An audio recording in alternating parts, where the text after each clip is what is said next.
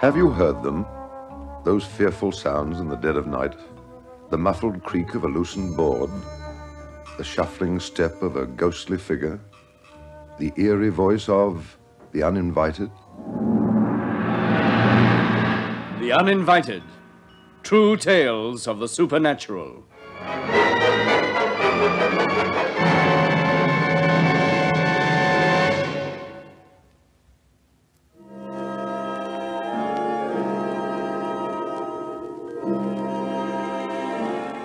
The private world of Gilbert Sharp was something very private, very personal, for he discussed it with no one, shared it with no one.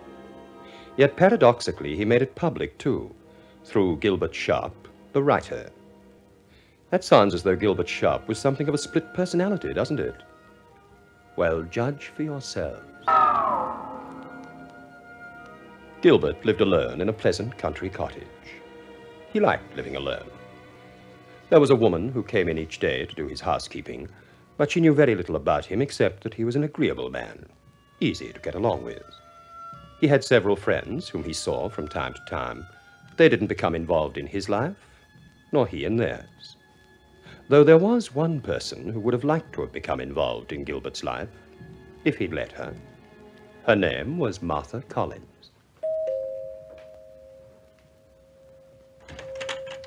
Oh, hello, Martha. Hello, Gilbert. I've brought you some apples. Well, that's nice of you, Martha. Very nice. Well, come in. Yes, that's very nice of you, Martha. And what lovely-looking apples. Our trees were laden with them, remember? We'd stored so many away, I couldn't let them go to waste. I thought you'd like some. Oh, I would.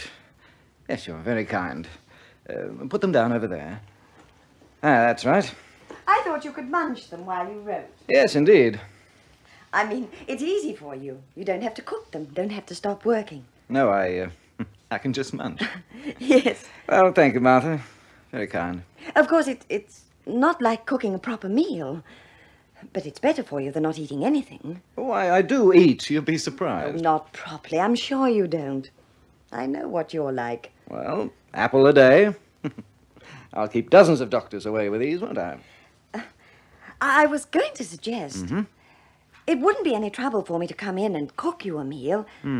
Just every now and then. No, Martha, really. Mrs. Lake leaves things for me. I just have to heat them up when I want them. Oh, it's not the same as a freshly cooked dinner. Well, I wouldn't want to put you to all that trouble. I've told you. It wouldn't be any trouble. Well, you know me. I just like to work. You know. Yes, Gilbert. I know. Well, it was nice of you to call, Martha. I've interrupted your work, haven't I? Well... I'll go in a minute. Oh, no, you don't have to do that. Not for a minute. Sit down, won't you, Martha? Thank you. I haven't seen you for nearly a week. Well, you know how I am. Yes. Gilbert. Don't you think you ought to mix a little more with people? Oh, I'm not much of a one for people. I'm a loner. I don't understand it. Well, there's nothing much to understand. I like my little cottage and... I mean, I don't know how you can write. It's the only way to write, Martha, being alone. But surely... I mean, how do you know what to write about? Well, when you don't mix with people, how can you write about them? Well, I do, don't I? I sell my books, people read them, so the characters I invent must be real. But they aren't, are they? What? Not real people. Not people who exist, whom you've met. I told you. I invent them. I don't know how you can. Because some of them... Well, they're so unlike you. well, I hope so. Well, books wouldn't be very interesting if everyone in them was like the chap who wrote them. You're such a nice, gentle person. I'm sure you've never made a single enemy in your life. No, I don't believe I have. But some of the people in your books, they're dreadful people. And I use my imagination. But often, you write as though you hate them, really hate them. I don't think I've ever hated anyone. Now, I don't think you could find anyone who'd say that about me. No, I couldn't. Yes. Funny we should be talking like this. Why? Well, because of a letter that came the other day. Well, no, it's not a letter, really, just a card. Here, I'll show it to you. It's here somewhere. What's it about? Well, someone's written to me, said he's going to come and see me about the way I write my books. Said it's time we came to grips about it. That's a funny sort of phrase to use, isn't it? Time we came to grips about it. Who is he? Well, at first I wasn't sure. Not sure? Oh, you see, he didn't sign his name, just initials. J.K. Well, surely it must be someone you know well if he just signs his initials. You've just said yourself. I don't know anyone well. Oh, yes, so I did. It was a bit of a puzzle at first. Have you worked it out now? Yes, I think so. It's a fellow named Jack Kelman. Oh, who's Jack Kelman? Oh, another writer. You know, I go up to London each year for that literary dinner. Meet lots of other writers there. But you've never really made friends with any of them. No, but there's a sort of professional friendship between writers, you know. When a writer's travelling, it's natural for him to call on a fellow writer, so who else could this be but another writer saying he wants to talk to me about how I write my books? Come to grips with you about it. Well, that proves it, you see. A literary phrase, the kind of phrase a writer would use. Perhaps you'd like me to come and cook dinner for you when this Mr. Kelman comes. Well, that's very nice of you, Martha, but you see, I don't know when he's coming, do I? He just says soon. Oh, there's the postman. I'll get the letters for you. Thank you, Martha. Oh, there's only one. A card. Oh, thank you. It's another communication from J.K. Oh? Does he say when he's coming? No, not really. But, well, it's quite strange. Well, what does he say? Oh, here, you read it. Dear Gilbert Sharp, this is to confirm that I really am coming to see you. The matter of your books is one that has to be settled once and for all. I want to give you fair notice so that you'll be in a position to know your own mind, so that everything will be quite clear between both of us when we come to grips. J.K. How strange. Yes, it's very strange indeed. Well, what business is it of Kelman's anyway? And what a way to write. Really, it's like his infernal cheek. Well, I think so, too. Gilbert, why don't you write back to him and find out what it's all about? Yes, I will. I'll do that. Except... What's the matter? Well, there's no sender's address on the card. There was none on the first one either. Well, where was it posted? Well, the postmark's London West 1. And the first card? Yeah, same postmark, the West End of London, Mayfair, Soho. Well, you can find out where he lives, surely. Huh? Of course. I'll contact his publisher. Then I'll know what it's all about.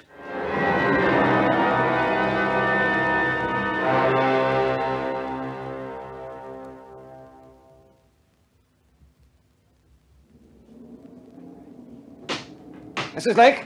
Mrs. Lake! Yes, sir. Yes, Mr. Sharp. Good heavens, can't you hear that shutter? It's come adrift. Oh, I'll pull it close. Well, I wish you would. It's impossible to work. Yes, sir.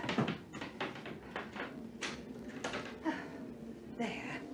Now it's right. Thank you. You don't look too well, Mr. Sharp. Why should you say that? Oh, just because you don't look too well. Because I complain about a confounded window shutter banging in my ears? There's nothing abnormal about that, is there? No, sir. I wouldn't think so. I'm so sorry, Mrs. Lake. I do apologize. Apologize, sir? Yes, for taking it out on you. Oh, that's all right, Mr. Sharp. You're entitled. Entitled? Entitled to a bit of an outburst every now and then. Everyone is, I'd say. Especially a gentleman like you. Well, what's so special about someone like me? Oh, a gentleman who sits alone here, writing books. Enough to drive anyone dotty, if you ask me. What did you say? Oh, I am sorry. I didn't... You said I was dotty. Oh, no, Mr. Sharp, I didn't. Oh, I just said that being alone all the time the way you are, and writing books, all that imagination, living alone with it, I just said it's enough to... Yes, to drive anyone dotty. I wonder if you're right. If that could be the explanation. Explanation? I wonder if I do become too absorbed in the characters I invent and somehow that causes things to happen. What things, Mr. Sharp? Nothing. Oh, perhaps I need a rest. So I won't fly off the handle at you over a banging shutter, eh, Mrs. Lake? You don't have to worry about that, sir. But it is unlike me, isn't it? Yes, sir, it is. You're always such an agreeable gentleman. Never a harsh word. But don't you fret about it, sir. I don't take it amiss. If there's anything more I can do to help... No, Mrs. Lake, thank you. There's nothing. You're very kind, very understanding. Well, I'll get along then. All right, well, there's your coat, and you'll need it today. I certainly will. Like ice, that wind is. There's snow on the way, if you ask me. Oh, there's a braise all ready for you in the kitchen, sir. You just have to heat it up when you want it. Thank you, Mrs. Lake. Oh, like ice. Soon as the wind drops, there'll be snow. I can feel it. Hurry home, Mrs. Lake. Don't you worry about them funny people now. What funny people? The ones you dream up for your books. Hmm? Oh, yes, well... Goodbye, Mrs. Lake. When his daily help had gone, Gilbert Sharp turned back to his typewriter. But the empty white page seemed to hypnotize him. He gazed at it, but neither his brain nor his fingers brought words upon it. His creative powers seemed to be frozen. Or was it simply that he was listening? That his whole mind was concentrated upon listening? And then it came. The sound he'd been waiting for. For a minute, perhaps, he sat not moving. Then, as though impelled by some kind of mechanism, he rose, crossed slowly to the door. Gilbert, what's the matter? You look as though... Come in, Martha. Did you think it was J.K.? Jack Kelman? Well, that's... Yes, I know. There's no other person with initials J.K. that I know. But Jack Kelman isn't in England. And this morning, another card arrived. Oh, dear.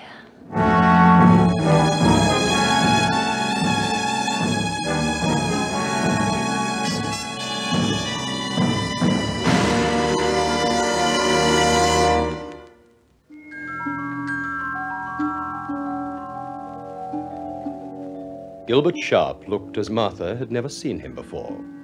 No longer the quiet-mannered, agreeable person who was liked by all his casual acquaintances. Instead, a man whose nerves were on edge. A man who seemed haunted. But why? Gilbert, I don't think you're well. Don't keep saying that. Well, I haven't said it before. That's Yes, just... I know. It was Mrs. Lake before. All right, so it was Mrs. Lake. Everyone thinks I'm ill, having a breakdown, going out of my mind. Gilbert, what is it? I told you. Jack Kelman isn't in England. And today I got another card from J.K. posted in London, West 1. Then you've been in touch with his publisher? Of course, that's how I know.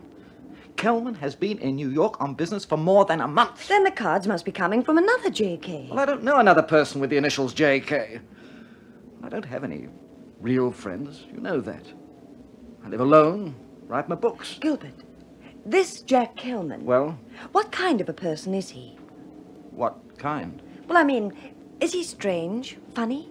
Well, all writers are funny, strange. Obviously, just look at me. Could he have left the cards behind when he went to New York and had someone else post them at intervals? But if he had done that, it would mean he was trying to persecute me. Yes? Oh, no, he wouldn't do that. He hardly knows me. And he'd have no reason. No. And in his latest card, he says he'll be here this weekend. And Kelman's publisher says he won't be back from New York for another month. So this J.K. must obviously be someone else. Yes. Who, Gilbert? There is no one I know of with those initials. I've searched my mind. Now that is good. Search my mind. What? Now that is the only possible explanation, Martha. My mind. A figment of my imagination. A whole thing. A ghastly figment. You did get another card today. Of course I did. Will you let me see it? You might as well, since you've seen the others. Here. This isn't a figment of your imagination, Gilbert. This is real. So you mustn't torment yourself by Don't know what I'm talking about. How could you? Oh, my fertile imagination. Oh, my. Gilbert, please. Let me stay here and look after you. What? When I saw Mrs. Lake in the village a while ago, she told me... Ah, so that's why you're here, is it? Because you saw dear Mrs. Lake and she told you I was going out of my mind. No, she didn't. Now, that's the phrase to hang on to, Martha. Out of my mind. Now, that's the key to the whole thing. Yes, indeedy. You can bet your shirt on that, your cotton-picking shirt. Out of my mind. Please, Gilbert. You shouldn't be here alone. Ah, but I won't be. Not for much longer. I won't be alone. J.K. will be here with me. Now, isn't that something? Now, that's exactly what I mean. This J.K., whoever he is... Oh, whoever he is. Gilbert. Look, have you any thoughts on the subject, Martha? Who he is? No. How could I have? How could But you have indeed? Not a normal, nice little country girl like you with normal, nice little country thoughts. How could you have these kind of thoughts? Gilbert, you're afraid. Yes, perhaps I am. You see, I could have a reason. Because of J.K.? J.K. I don't know what you're thinking, who you're thinking this man is, but you should tell the police. No. Ask for protection if you're afraid of him. It's nothing to do with the police. It's my responsibility. Right from the beginning, only mine. And I have to face up to it. Then you do know. Yes. If you won't go to the police, let me stay, so you won't be alone. No, Martha, you have to go. Don't you understand? J.K. and we have to come to grips alone. Please. I want you to go, Martha. I want you to leave. Goodbye, Martha. It's beginning to snow. Yes, you'll be all right if you hurry home now. Oh, Gilbert, I'll ring you later to make sure you're all right. You'll answer the telephone, won't you, Gilbert? Yes, if you wish it, whatever you like. But please, you must go now, because I have to settle with J.K. alone. Soon the snow was falling quite heavily. The world became silent, closed in. Gilbert no longer tried to write. Instead, he took down a copy of one of his own books and read it avidly. The snow had stopped falling by the time he'd finished reading it. He just sat there, waiting and waiting. It was quite late by this time, and then it came. What he'd been waiting for. J.K., of course. J.K. at last. J.K. had arrived.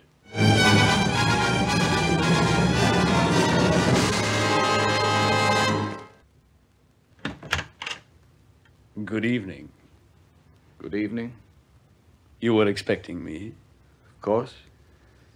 Come in. You recognize me? Of course. J.K. You don't have to tell me. I shouldn't think so. Now, if anyone should recognize you, I should. I've got you to thank for everything, haven't I, Sharp? My very existence. What I am. Well, you shouldn't mind. You've enjoyed every minute. Am I? Is that what you think? Well, you're that kind of man. I'm what you made me. No, I'd almost forgotten you. When I started getting your cards, I didn't connect them with you. Forgotten me, had you? Yes, I shouldn't be surprised. You've poured out your self-dislike in lots of other directions since you started me off on my travels. Self-dislike? Of course it's that. You don't mix with the living people, not enough for it to matter. So every character you create is some kind of extension of yourself. And, brother, do you hate yourself? Yes, I expect you're right. Right? Of course I'm right. Though it's not only yourself you hate, it's the rest of the world, too. As much as you've seen of the people who make up the rest of the world. But do you have a healthy, turbulent life amongst them? Not you. You're smooth as butter. Butter wouldn't melt in your mouth when you see them. You save up all your hate and your nastiness for your books and come to life with people like me. Well, what about it, Sharp? Isn't it time you started thinking about what you're doing? Oh, I have been thinking about it. For some days now. Oh, ever since I started prodding you. Oh, no, it wasn't you. Give me credit for something. Oh, why should I? Credit? You? Why do you think you started getting those cards? Thank me for pulling you up, Sharp. Me, no one else. Has it really been so bad for you? What do you think? Do I have to tell you the kind of man I am? I've just been refreshing my memory. Refreshing your memory? That's something, I must say. He creates a man like me, dumps him in the world, and then he has to refresh his memory to remember the thing he's created. Yes, it's time we came to grips with the whole concept of your writing, and you carelessly father monsters and leave them scattered around the world to do their worst. Don't keep using that phrase. What phrase? You know what phrase. come to grips? Yes. I'm not surprised you're uneasy about it. You know what you should have done, don't you? What? For your own sake. You shouldn't have let me escape the gallows. That was a bad mistake, from your point of view. I've realized that. You have? Oh, well, that shows you're not a fool. But you realized it too late. Haven't you, Sharp? What do you want me to do? Sharp, there's nothing you can do. Let's face it. Let's look at it squarely. Did you give me one redeeming virtue? Just one? No. You're evil through and through. I see. You've convicted yourself out of your own mouth. Pronounced your own sentence, you might say. Didn't I do every evil thing? Didn't I murder? You did. But you didn't kill me off. You didn't send me to the gallows, as you should have done. You didn't pronounce my sentence. Instead, you left me there in Soho and Mayfair to go on and on. That was a mistake, Mr. Sharp. A bad mistake. So now, you and I, we've got to come to grips.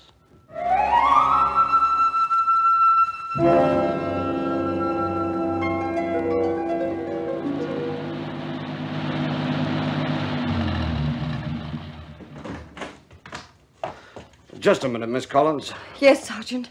Just a little checking I want to do first. Right, we can go in now. I'm so afraid that something has happened. Just because Mr. Sharp didn't answer his telephone. He promised me he would, but it rang and it rang. He didn't answer it. Perhaps he was out, eh? At this time of night? Not Mr. Sharp. And certainly not tonight when he was expecting someone. Well, this man, he said he was expecting this J.K. You don't know who he was, eh? No.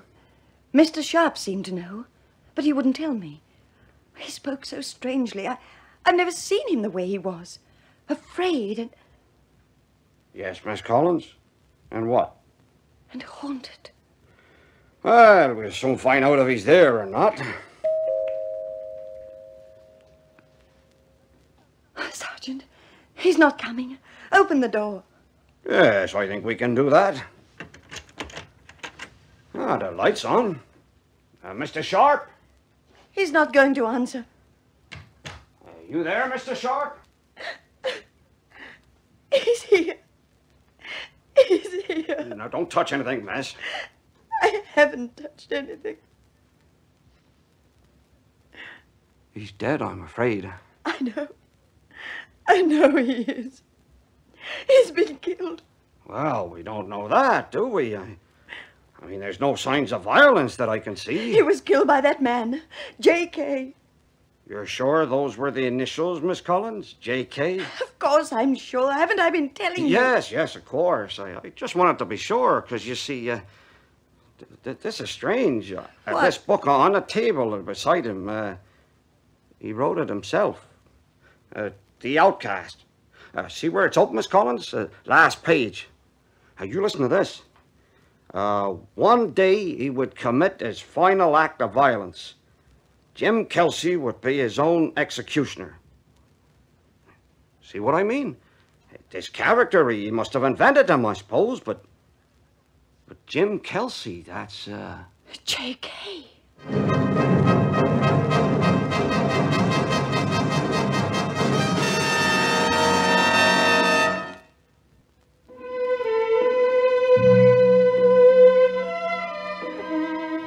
The final piece of relevant information came at the inquest.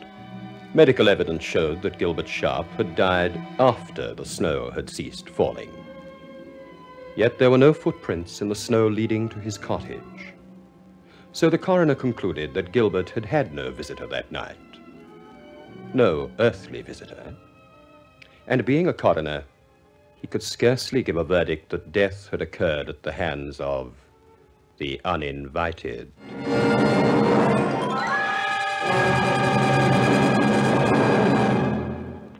This story was based on fact, dramatized by Richard Lane and produced by Jim Bradley for Artransa.